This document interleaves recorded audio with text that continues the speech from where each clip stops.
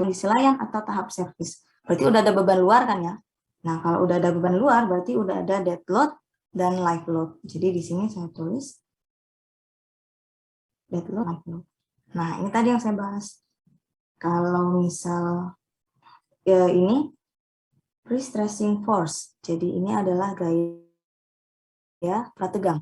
Gaya prategang tadi sudah disampaikan bahwa kalau tertekan semua berarti di sini minus. Kelihatan ya. Nah, kalau yang ini tegang dead load sama live load sama aja ya. Jadi melengkungnya tetap bikin si balok itu melengkungnya ke atas. Berarti yang atas ini jadi negatif, yang bawah jadi positif. Nah, teman-teman masih ingat ya rumusnya tegangan itu kan F per A. Tegangan itu ada dua. Ini kembali lagi ke tegangan itu ada dua. Tegangan normal sama lentur. Nah, kalau normal itu akibat beban aksial. Tahu ya beban aksial? Beban aksial itu, sebentar saya tulis dulu aja.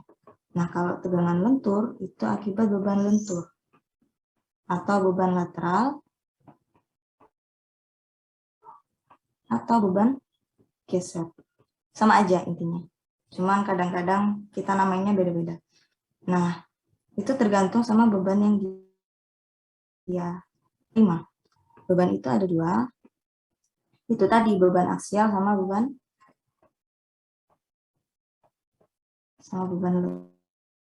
lentur. Nah, kalau beban aksial ada yang tahu nggak bedanya teman-teman? Beban aksial itu apa? Sejajar ya. Siapa? Mbak? Mungkin selain Mbak Malinda yang lain barangkali mau mencoba menjawab.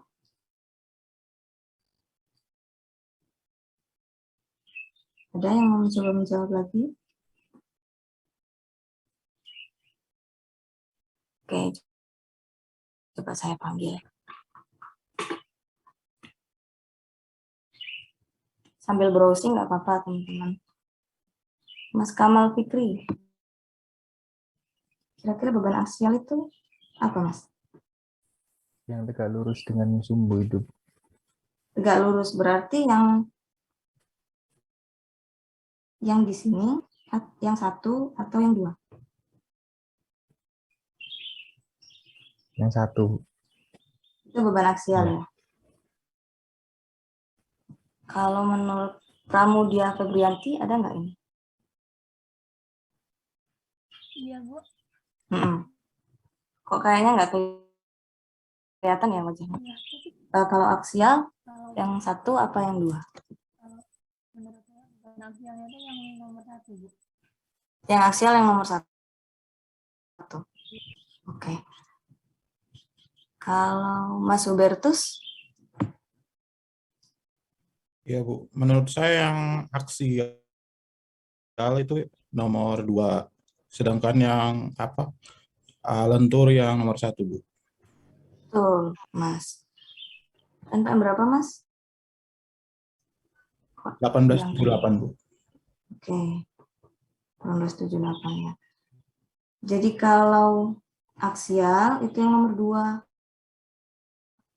Lentur itu yang nomor 1. Jadi aksial itu yang membuat si batang tersebut memendek atau memanjang. Kalau ini contohnya berarti kan jadi memendek. Kalau ditarik si batang itu ya jadi memanjang. Nah, kalau yang nomor 1 beban lentur membuat si batang mengalami lentur. Lentur itu seperti apa? Kayak gini itu lentur. Nah, ini namanya lentur. Jadi itu yang teman-teman harus perhatikan. Oke. Nah, ada yang namanya tegangan aksial, ada yang namanya tegangan lentur. Kalau tegangan aksial rumusnya F per A ya. Saya lupa simbolnya apa. F per A, kalau yang lentur, M kalikan Y per I. Ya, kita baca lagi notbannya ya. Oke, jadi Itu. Nah, ini kan kalau tendon itu kan membuat dia jadi tertekan ya, si batang tersebut. Kalau bikin jadi tertekan berarti masuk ke beban aksial. Sehingga rumusnya itu, ini bukan P ya. Oh, kayaknya sigma, saya lupa. Ini sigma F per A. F ini adalah gayanya itu tadi. Nah, terus kita jumlahkan. Ini kan negatif dari atas sampai bawah. Kita lihat yang atas dulu. Berarti ini negatif, yang atas ini negatif, terus ditambah dengan negatif, ditambah dengan negatif, otomatis nanti negatif ini jadi tambah gede, karena ini negatif semua. Large compression. Compression itu artinya dalam bahasa Inggris ya. Compression itu tarik,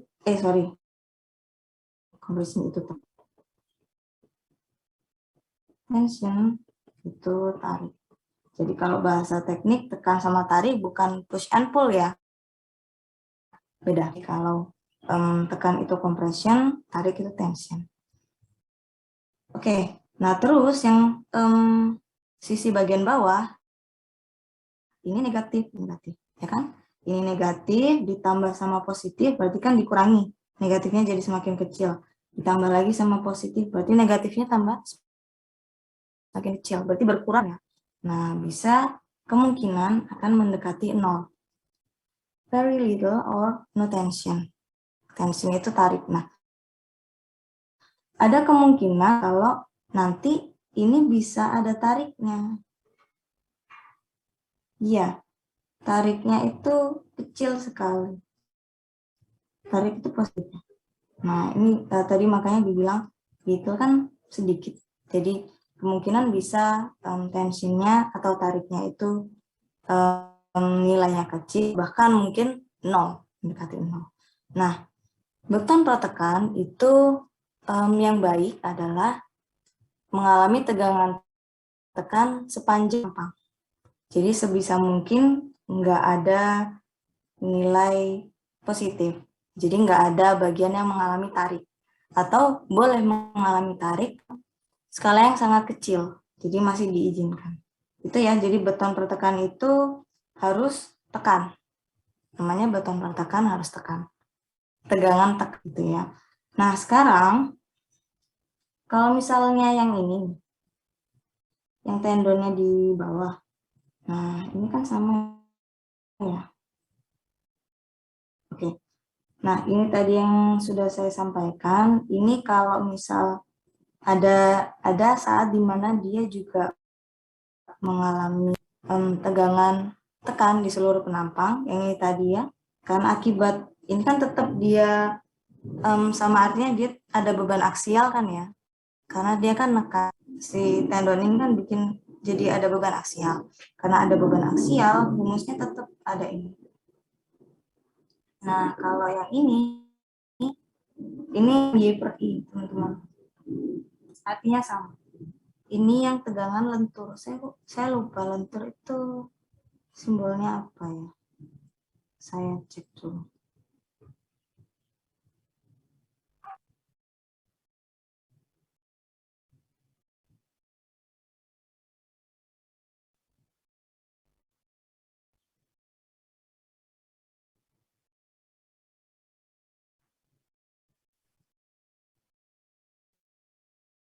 Nah, saya lupa. Coba saya cek. Kita kasih nama sigma 1 ya. Satunya sigma 2. Nah, kenapa ada sigma 2?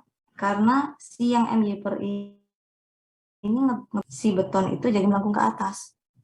Ya, karena posisinya di sini, yang ini, kan otomatis, tadi kan udah kita bahas di awal, membuat dia jadi melentas. Jadi, membuat dia jadi melendut ke atas. Jadi, tegangan itu, si tegangan yang ini, timbal itu. Kalau yang tadi kan enggak. Kalau misal teman-teman masukin karet di tengah-tengah, kan kecil kemungkinan dia jadi melengkung ke atas atau ke bawah ya, apalagi ke bawah, melengkung ke atas. Tapi kalau teman-teman taruh karetnya di bawah, dia kan bikin jadi melengkung ke atas. Nah, itu berarti ada akibat beban lentur. Tadi. Berarti bedanya ketambahan yang hijau ini. Oke, sekarang kita coba lagi. Ini tadi negatif kan karena tegangan normal ya, dari aksial tekan negatif semua dari atas sampai bawah. Nah, terus yang hijau satunya ini karena dia melengkung ke atas, berarti serat atas mengalami tarik ya, teman-teman. Yang pokoknya yang hijau ini karena beban karena tendon. Yang hijau ini karena tendon, yang oranye karena beban luar. Ini saya tulis ini aja. Ya. Yang hijau ini karena tendon, yang oranye karena beban luar. Nah, kalau yang ini kan melengkung ke atas karena tendon itu, yang bawah. Jadi bisa bayangkan ya, teman-teman ya. Kalau melengkung ke atas kan kayak gini. Nah, yang ini positif, yang ini negatif. Berarti yang atas ini positif, yang bawah ini negatif. Nah, sekarang kita tulis lagi. Ini kalau dikasih beban eksternal atau beban luar, beban lateral ya, berarti kan menyebabkan dia jadi melembut ke bawah. Berarti ini negatif, ini positif. Oke, sekarang kita jumlahkan.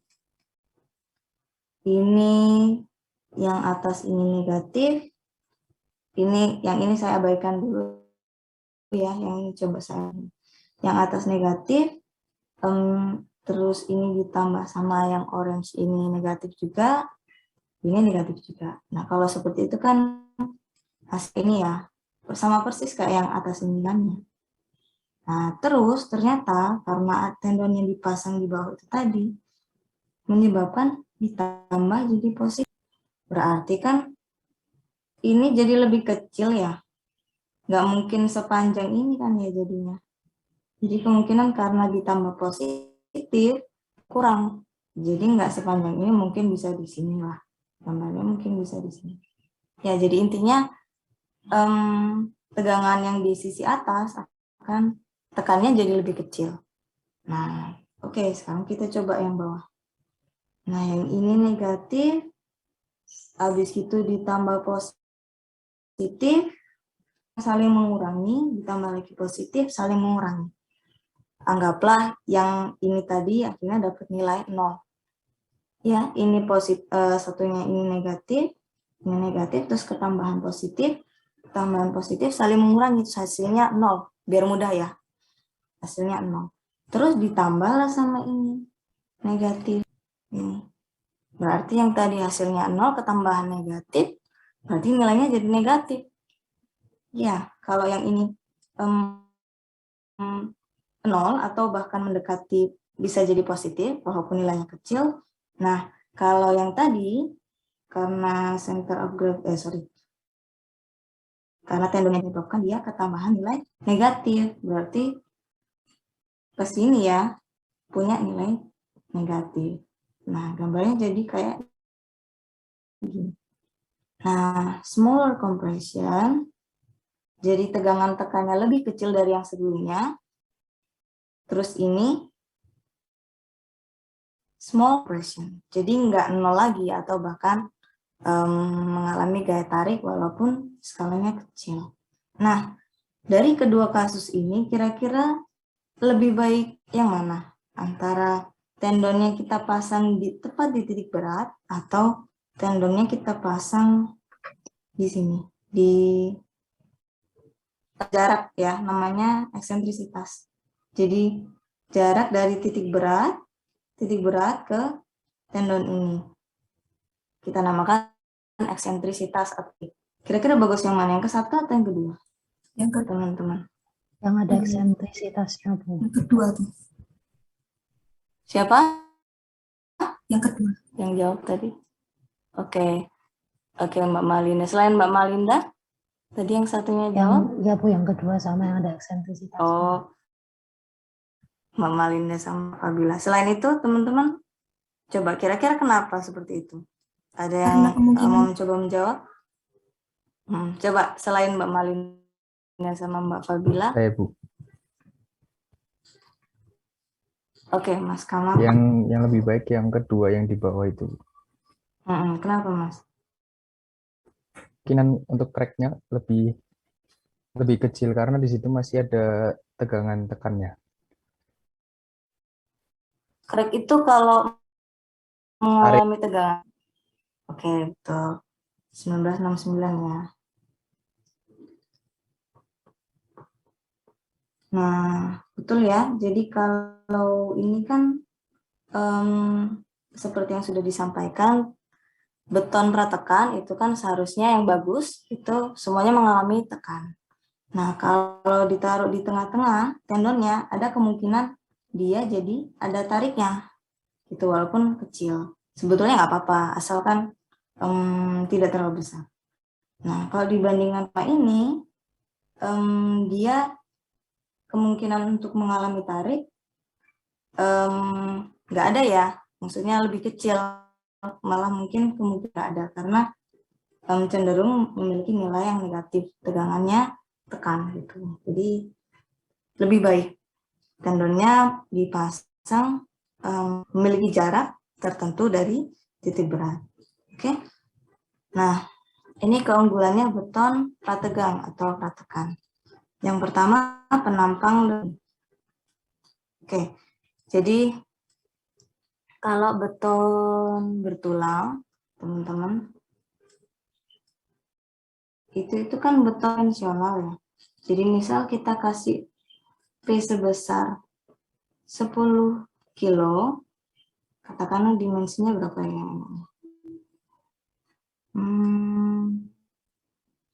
40 kali 60.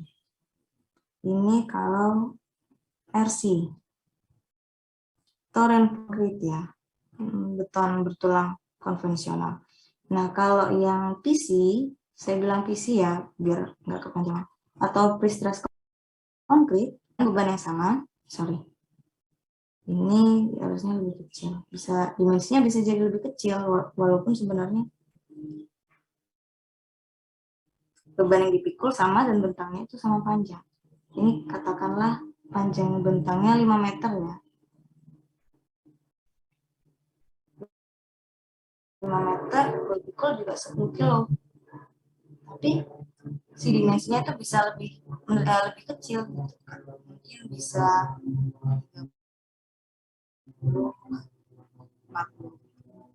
gitu. Kenapa ya itu tadi?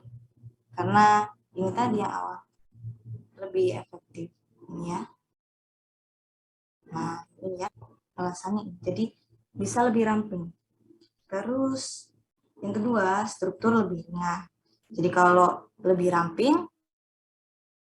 lebih ringan. Kalau kolomnya lebih ramping, baloknya lebih ramping, di total beratnya jadi lebih ringan. Yang ketiga, kemungkinan mengalami lendutan dan retak sangat kecil. Yang kita bahas di awal ya.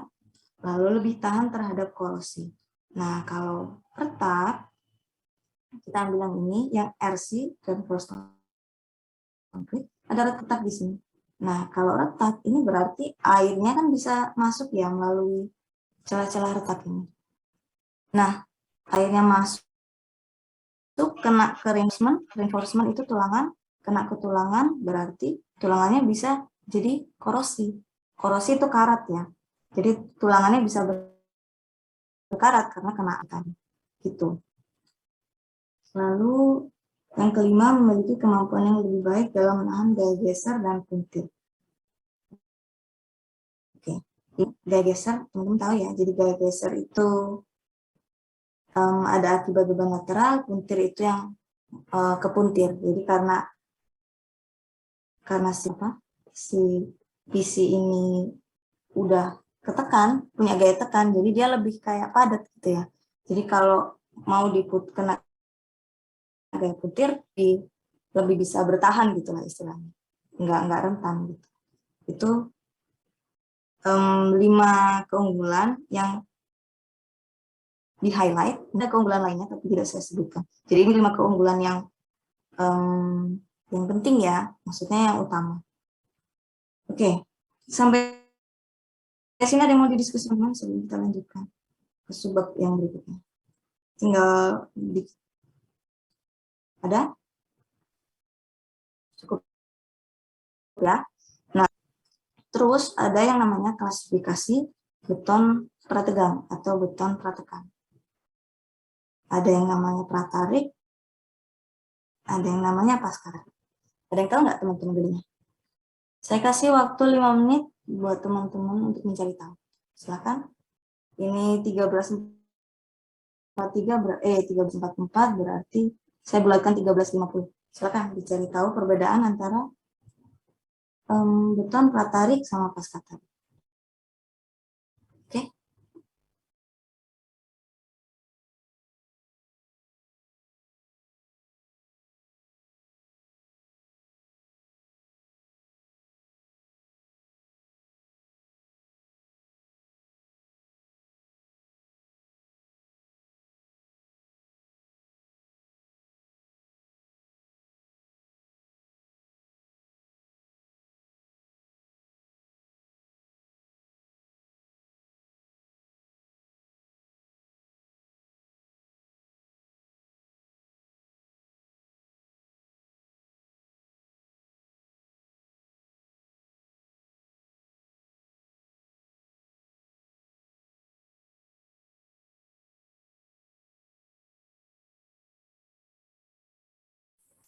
Saya Bu Ardilia. Siapa? Ardilia Kok nggak muncul? NPM berapa? 107. Oh, Ardelia, Mbak. Kalau Biasanya untuk apa? beton pratarik itu menarik tendonnya dulu, nanti setelah itu di betonnya dicor. Yang pratarik itu betonnya dicor dulu, terus tendonnya ditegangkan. Oke. Ya, betul, Pak. 107 ya. Jadi ini yang membedakan terkait kapan kita ngecor beton, kapan kita mulai ngecor betonnya, dan kapan kita mulai melakukan berikan tegangan. Nah, kalau pratarik, seperti yang sudah disampaikan Mbak Ardelia, kalau pratarik itu ini ya, steps. Jadi ini ada tendon atau pretension steel ya. Tendon itu materialnya umumnya pakai, ya bukan umumnya, memang pakai baja, tapi ada material tertentu, ada tambahan material tertentu. Oke, nah ini tendon, lalu ini dikasih angkur di sini, yang kecil itu. Nah, terus dikasih ada alat ya, nanti ada alat di sini. Akhirnya alatnya itu nempel sama tendon, terus dikasih tegangan. Jadi kayak si tendonnya itu akhirnya ditarik, sama kayak karet misal tadi, ditarik gitu ya. Akhirnya si tendon ketarik, terus habis itu sampai memiliki tegangan tertentu sesuai sama yang kita rencanakan. Nah, setelah udah dikasih tegangan, ini kan akhirnya menegang ya, karena udah dikasih tegangan itu tadi. Nah, setelah itu barulah kita cor betonnya. Dicor di sini, dan setelah dikasih terus langsung diangkur ya. Jadi begitu dikasih langsung alatnya itu dilepas, langsung dipasang angkur. Jadi kayak udah ditali. Jadi angkurnya nggak nempel terus. Setelah itu dilepas, lalu kita cor beton di sini yang warna pink betonnya, dengan kondisi ini masih menegang si tendon itu. Nah, setelah si betonnya cukup umur, katakanlah kalau mutu sedang itu 28 hari. Kalau mutu tinggi ada lagi ketentuannya, saya lupa, nanti kita cek kembali. Kita tunggu sampai cukup umur, barulah si angkur ini kita lepas. Nah, nah ketika udah dilepas, otomatis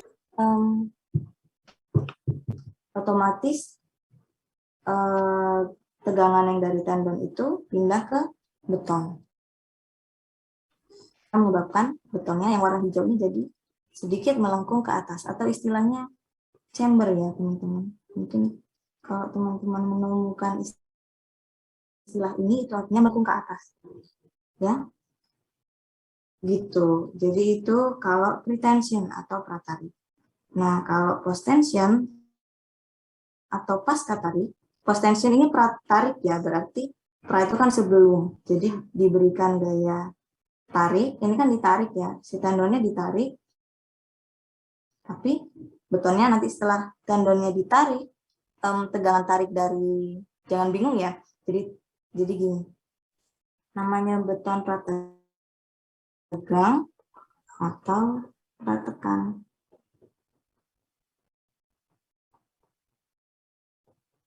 Ada yang nyebutnya beton tegang, ada yang nyebutnya beton pratekan.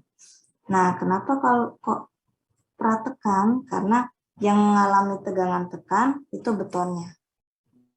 Itu. Nah, kenapa kok beton prategang? Karena ada banyak tegangan-tegangan yang terjadi pada beton dan tendon. Misal, kalau tadi kita kasih gaya tegangan tekan apa tarik? Tarik kan ya? Kalau kita kasih tegangan kan ini awalnya ditarik nih, tendon ini kan kita kasih tarik. Nah, setelah tarik, habis itu dilepas, tegangannya pindah ke beton. Artinya beton mengalami tekan. Jangan bingung ya, jadi kalau si tendon itu mengalami tegangan tarik, sebelumnya ya, sebelum dilepas. Nah, kalau si beton mengalami tegangan tekan. Jadi pada ini, material ini mengalami tegangan-tegangan, baik itu tegangan tekan maupun tegangan tarik. Makanya ada yang sebut juga beton prategang. Tapi kalau bahasa Inggrisnya pre-stress concrete. Stress itu kan artinya tegangan.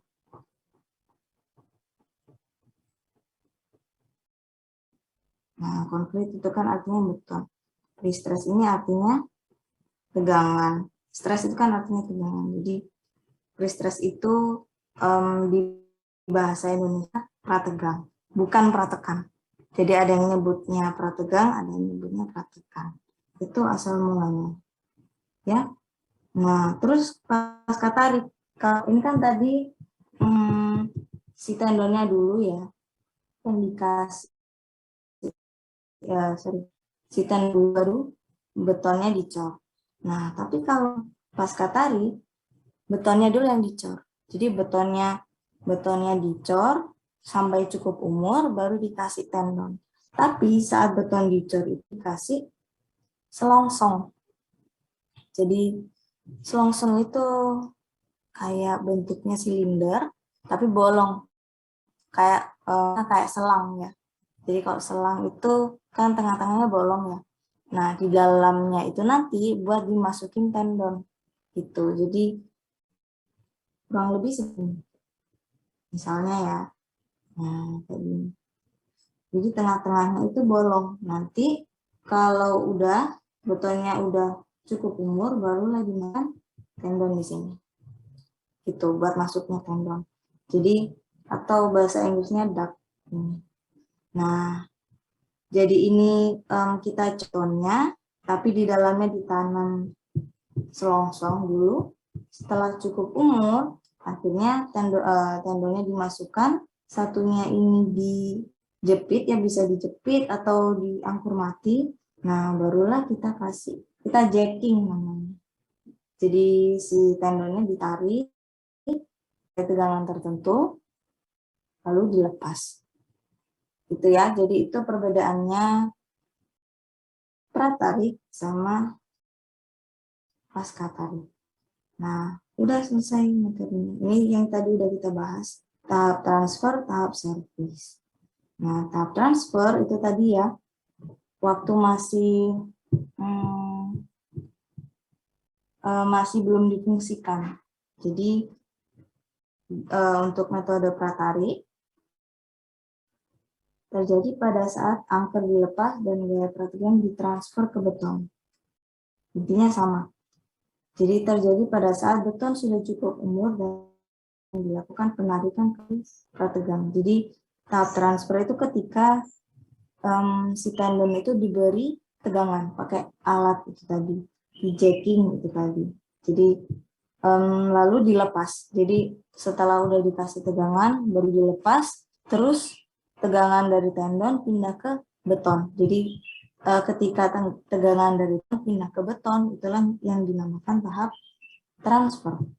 Nah, sehingga yang bawah ini ya, jadi beban yang bekerja sangat minimum, sementara gaya prategang yang bekerja adalah maksimum. Karena kenapa kok gaya prategang yang bekerja adalah maksimum? Karena baru dipasang, jadi masih fresh gitu ya istilahnya. Jadi masih prategangnya baru dipasang gitu, belum ada kehilangan gaya prategang. Ini nanti kita bahas apa itu kehilangan gaya prategang. Ada yang berdasarkan waktu, jadi kalau semakin lama gayanya udah berkurang, tegangannya udah lama-lama si tendon itu bisa berkurang, seperti itu. Jadi karena masih tahap transfer ya, masih baru dibuat, ya. Nah kalau beban yang bekerja sangat minimum, ini ya beban yang bekerja sangat minimum, karena belum ada beban, masih tahap transfer. Nah, kalau tahap habis ini adalah ketika sudah mulai difungsikan. Itu sebaliknya. Beban yang bekerja sangat maksimum, karena udah mulai difungsikan, udah ada beban hidup, udah ada beban mati. Sementara beton mengalami kehilangan gaya prategang, sehingga perlu diperhitungkan dalam analisa strukturnya. Itu, teman-teman. Oke, ini udah selesai materinya. Sampai sini ada yang mau didiskusikan? Saya izin bertanya, Bu. Silakan. Pada pekerjaan apa kita menggunakan beton prategang dan pada pekerjaan apa kita menggunakan beton betulang? Oke. Tadi kan udah disampaikan ya, kalau dalam yang ini ya, jadi kalau misal pada sama dan pada beban yang dipikul yang sama, si beton prategang ini bisa lebih ramping. Berarti ini artinya si beton prategang atau pratekan ini memiliki kapasitas pembebanan yang lebih besar. Jadi kalau katakanlah ini ya RC, reinforced concrete atau beton bertulang biasa, 40 kali 60 dimensinya itu cuma bisa mikul 10 kilo. Tapi kalau reinforced pre-stress concrete yang pratekan 40 kali 60 dengan dimensi yang sama, ringnya itu bisa lebih gede. Mungkin bisa 50. Ini kita bicara dimensi yang sama. Ya, bebannya bisa dipikul lebih besar. Nah, terus diaplikasikan di mana? Yang paling mudah di gedung ballroom. Teman-teman tahu ya gedung ballroom? Gedung ballroom itu kan mayoritas saya bikin denahnya. Ini denah tampak atas. Ini denah kolom. Nah, bisa ada denah kolom. Ballroom itu kan ini ada panggung ya. Nah, di sini ada panggung. Terus di sini ada kursi-kursi dan lain sebagainya. Gitu kan. Nah, biasanya ballroom itu nggak mau ada kolom di sini. Ya. Sedangkan kalau balok bertulang, baloknya beton bertulang itu kan ada panjang maksimum. Kalau tidak salah antara 4,5 sampai 5 meter masih. Jadi jarak maksimum panjang bentang maksimumnya beton bertulang itu antara 4,5 sampai 5 meter. Nah, sedangkan ballroom ini saya mau bikin 10 meter, tapi di tengah-tengahnya saya nggak mau ada kolom. Gitu. Nah, teman-teman bisa pakai pre-stress concrete. Beam itu baloknya. Ya kan? Jadi, bisa lebih dari 5 bentangnya itu kita bisa, kita bisa bikin panjangnya bisa lebih dari 5. Gitu, itu salah satu contohnya. Mbak. Jadi kalau dirasa kita butuh bentang yang lebih panjang, karena si beton bertulang itu nggak bisa, kita bisa pakai beton pratekan. Sama kayak beton komposit juga demikian, fungsinya sama. Jadi kalau beton komposit itu kan kombinasi antara beton sama baja ya. Di dalamnya beton ada baja ataupun sebaliknya. Yang di luar, beton yang di dalam. Nah kalau pre-stress ini, dia ngasih tendon. Jadi dia memiliki kapasitas pembebanan yang lebih besar dibandingkan beton bertulang biasa. Gitu. Bisa juga kalau jembatan. Jembatan itu mungkin ada pondasi ya. Misal ini jembatannya. Nah, saya bikin jembatan busur aja. Nah, ini kan ada abutmen. Nah, mungkin ini ada rintangan sesuatu lah. Kita bikin ada mungkin apa gitu. Nah, kita nggak bisa pasang kolom di sini. Nah, berarti kita geser kan kolomnya.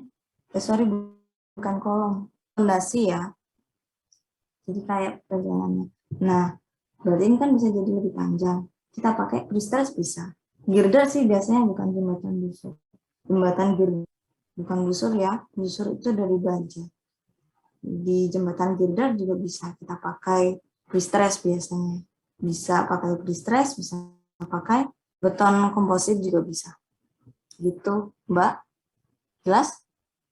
Jelas, Bu. Oke, ada lagi teman-teman? Sudah cukup? Permisi Bu, mau bertanya. Ibu saya Silakan. izin tanya. Oke, satu-satu. Silakan Mas Uber. Pada struktur beton pratekan ya Bu, itu prategang. Itu kan terdapat tendon. Nah, itu emang satu atau bisa lebih. Kalau jika dalam kondisi bisa lebih, itu pada saat kondisi seperti apa ya Bu? Kalau bisa lebih dari satu tendonnya. Ini ada di minggu depan. Saya coba lihatkan sebentar. Materinya. Jadi minggu depan tentang material dan metode atau sistem pemberian prategannya. Jadi saya kasih contoh gambar aja. Nah, umumnya pakai yang kayak gini Mas. Jadi ada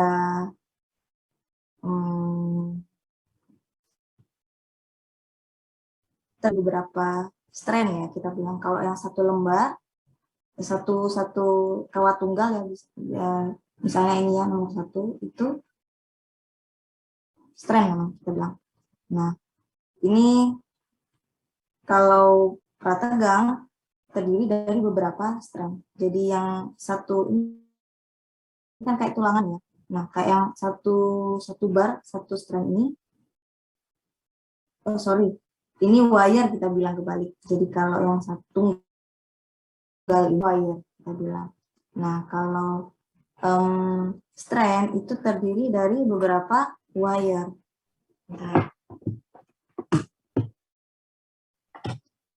Nah, ini ya. Jadi ada beberapa wire.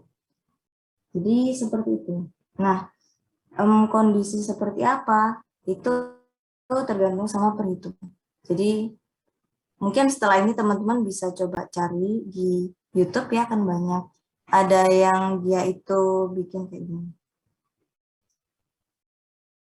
Jadi saya bikin ada lingkaran tempatnya ya. Terus ini ada beberapa strand. Nanti teman-teman coba cek aja di YouTube. Nah, di sini strand pertama. Di sini, ini kalau dimensinya besar sekali ya, teman-teman. Jadi ada beberapa. Minggu depan lah kita coba bahas ini. Jadi saya coba carikan juga videonya, atau teman-teman bisa coba cari dulu videonya. Jadi ada kayak, jadi gini, kalau satu gini namanya wire. Nah, kalau ada banyak gitu ya, yang kayak gambar tadi itu namanya strand. Nah, kalau misal kapan kita membutuhkan ya tergantung sama kebutuhan, sama hitungannya. Kalau misal kita membutuhkan butuhkan besar, si betonnya, si baloknya, berarti kita butuh tendonnya juga cukup banyak. Sehingga ini kan ada, bentar nanti. Nah, ada yang kayak gini ya. Ada beberapa, mayoritas ada 8 ya, terdiri 8 wire. Nah, kalau ternyata kita butuhnya lebih dari 8 wire, berarti ya kita pasang ada 2 strand gitu. Di sana ya Mas ya. Minggu depan lah kita coba bahas supaya lebih mudah. Tapi udah bisa Ya, nangkap bisa, ya bisa. Mas ya. Terima kasih, Bu. Jadi sama-sama. Jadi tergantung sama kebutuhan. Oke, ada lagi teman-teman tadi yang mau nanya? Ibu, saya izin tanya. Silakan Mbak. Udah klasifikasi beton tendon tadi kan ada pratali dan pasca tali. Nah, itu kan mengenai pemasangan tendonnya. Nah, dari situ tuh ada dampak yang mengakibatkan kekuatannya, punya daya tahannya gitu, buat atau gimana Bu? Oke, jadi kalau pasca tarik ini udah jadi ya. Kalau pasca tarik itu si beton ini kan udah jadi. Kok nggak nyambung ya? Bentar. Coba saya stop dulu. Kok nggak connect nih? Oke. Kalau yang pasca tarik itu kan berarti betonnya udah jadi ya. Kalau betonnya udah jadi, berarti sistemnya kayak cetak. Jadi kita membawa atau mindahin dari tempat fabrikasi ke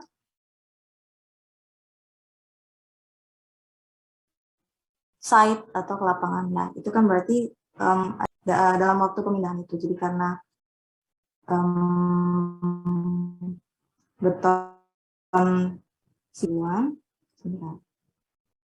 jadi karena beton ini udah jadi berarti kan betonnya itu dibikin di pabrik ya. Nah, betonnya dibikin di pabrik, lalu kita mau pindahin ke site atau ke lapangan.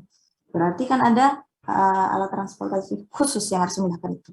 Nah, itu kalau pasca tarik. Kalau ini, tapi kalau pasca tarik itu karena dibikinnya di pabrik ya, di fabrikasi di lapangan, betonnya mutunya lebih terjamin gitu. Jadi ada kendala transportasi, namun mutunya jadi lebih terjamin. Tapi kalau yang pretension ini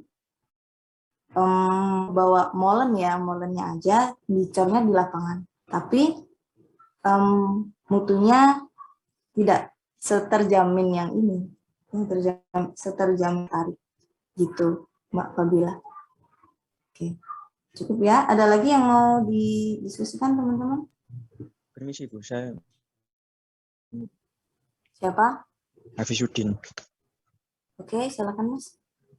Beton meratakan itu tetap harus pakai tulangan atau saja? Beton pratekan tetap ada pakai tulangan. Jadi misal kelihatan ya ini ya. Jadi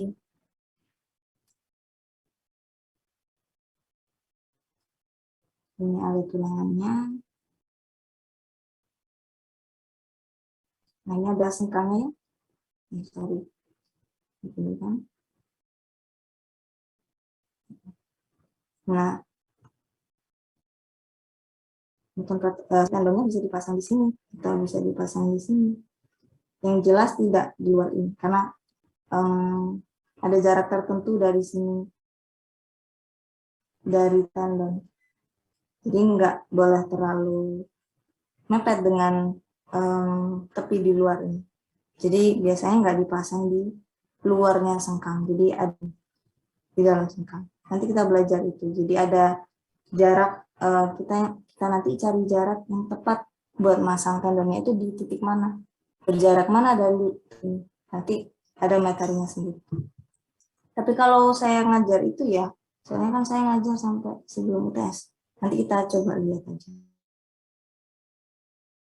Sampai mana saya ngajar. Oke, Mas? Jadi tetap ada tulangannya. Jadi nggak cuma beton sama tendon aja, tetap ada tulangannya. Baik Bu, terima kasih. Ya, sama-sama. Ada lagi teman-teman? Saya ingin bertanya, Bu, Silakan. mengenai beton yang pasca tarik, kan itu betonnya dicor, cuma di dalamnya kan ditambahi selongsongan ya, Bu. Nah, setelah betonnya jadi dimasukkan tendonnya itu kan ada renggangan udara. Itu untuk kerenggangannya itu emang nggak apa-apa ada udaranya atau nanti kayak pejal gitu, Bu, biar nggak ada rongga. Ya, betul. Jadi nanti ini kan kayak gini ya, Mas ya. Nah, yang tadi ditanyakan, nah ini kan kemungkinan nanti ada rongganya karena tendonnya nggak, selongsongnya dibuat nggak ngepas banget sama tendon, jadi agak ada diameternya agak sedikit lebih besar daripada tendon gitu, sehingga kemungkinan akan ada rongganya. Nah, terus gimana kalau ada rongganya? Kita grooting. Jadi nanti ada proses lagi yang namanya grooting. Teman-teman udah tahu belum grooting? Udah pernah dengar? Kenapa ya kok ke luar-luar terus ini? Bentar. Ini saya 2:30 mau lanjut kelas lagi, teman-teman. Jadi pertanyaan terakhir ya. Oke. Kelihatannya. Nah, ada yang namanya kita grooting. Jadi grooting itu kita kasih semacam pasta semen. Jadi sama kayak teman-teman di baja mata kuliah. Tahu itu ya, angkur ya. Jadi kan di sini ada kolom baja nih. Kolom baja. Nah, terus di sini ada yang namanya kolom pedestal. Tahu ya, kolom pedestal. Di sini ada yang namanya kolom pedestal. Kita kan bikin kolom pedestal dulu kalau dalam praktiknya di lapangan. Kolom pedestal, terus habis itu kita kasih plat atau yang namanya end plate di sini atau plat ya. Baru kita angkur. Nah, biasanya kolom pedestal itu nempelnya sama plat itu kan nggak rata sempurna ya, nggak nempel secara sempurna. Biasanya kan agak ada kayak gelombang-gelombangnya, karena biasanya kan kalau dicor itu kan nggak merata sempurna, misal katakanlah kayak gini. Nah, kayak agak gelombang-gelombang sedikit, walaupun nggak kasat mata. Sedangkan plat itu kan udah dari pabrik, otomatis dia udah lurus, jadi sempurna kayak gini. Nah, ini kasarannya seperti ini. Terus gimana supaya dia bisa ini aja deh. Nah, ini ya. Nah, saya taruh di sini. Nah, terus ini kan kelihatan masih ada rongga-rongganya sedikit nih, yang ini nih, ya kan? Terus gimana caranya biar bisa nempel dengan sempurna? Kita grooting. Jadi nanti ada alat masuk di sini, terus dikasih pasta semen. Tujuannya supaya ini nempel secara merata gitu. Sama kayak ini, dikasih pasta semen. Nanti akhirnya kita namakan dengan grooting. Oke, Mas? Jadi bedanya lagi ya. Kalau si prat